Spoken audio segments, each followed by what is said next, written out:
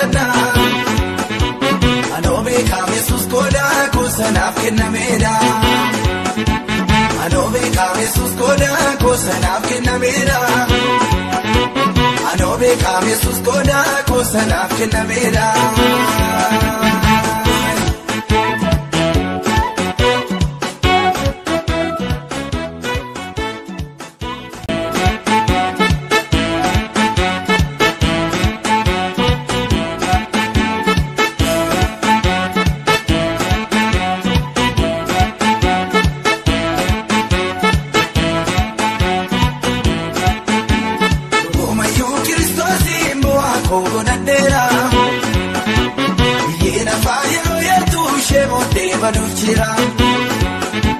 Natirra toswan nduma karasan gutana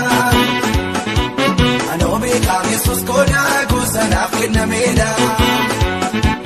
Anobe kam Jesus koda kosanaf kenameda Anobe kam Jesus koda kosanaf kenameda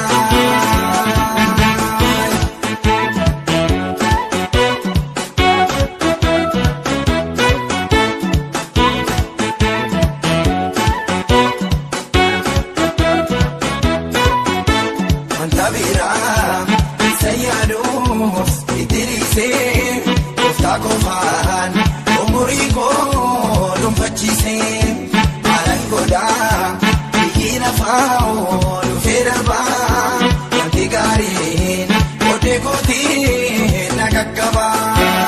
gomayu Kristosi mboa kogonadera hina fayero yertu shemote baduchira naterra tuswan nduma karasan gutana Anobe kam Jesus koda kosanaf kenameda Anobe kam Jesus koda kosanaf kenameda Anobe kam Jesus koda kosanaf kenameda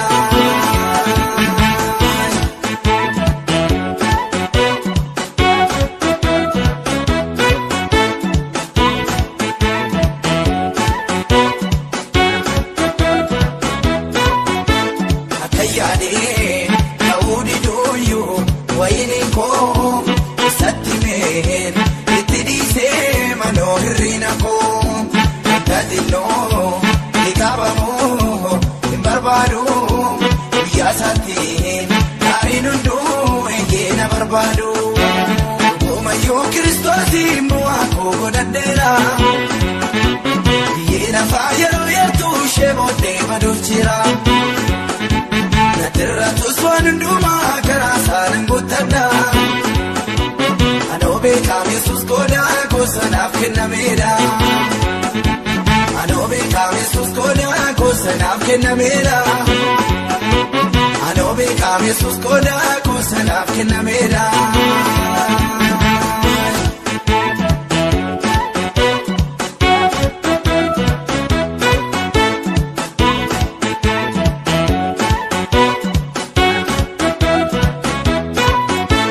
Amberefu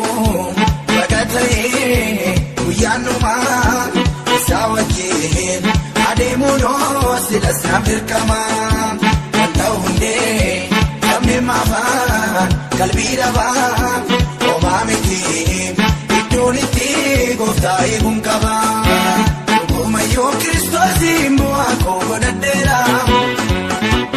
Yena fayero yertu shemote baduchira Natirra toswan nduma karasan gutana Anobe kam Jesus koda kosanaf kenameda Anobe kam Jesus koda kosanaf kenameda Anobe kam Jesus koda kosanaf kenameda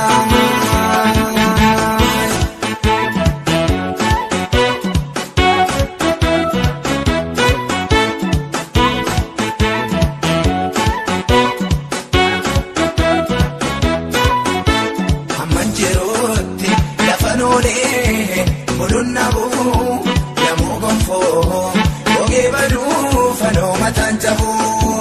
ega Jesus ankotae mafanada kajerumman walgrumese gabasna barbada Gomayu Kristosi